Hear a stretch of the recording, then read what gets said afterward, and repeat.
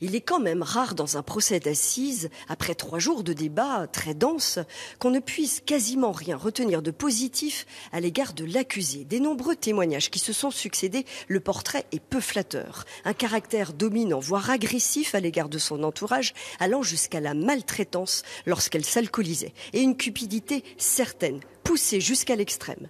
Même en prison où elle est détenue depuis 3 ans, elle est décrite comme affabulatrice, manipulatrice, montant les détenus les unes contre les autres, se victimisant à la moindre réflexion.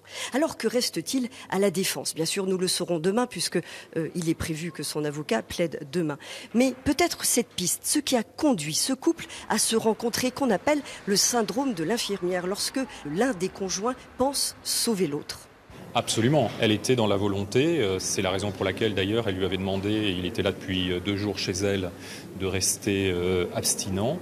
Le dossier médical de Xavier Goallard montre qu'elle l'accompagne dans des démarches, elle est même à l'origine d'une hospitalisation sous contrainte. Elle lui fait découvrir une association qui le prend en charge pour son problème d'addictologie. Elle est effectivement dans cette démarche-là. Ceci dit, à un détail près, normalement le conjoint aidant est abstinent, ce qui n'était pas le cas de Sandrine Capdevielle.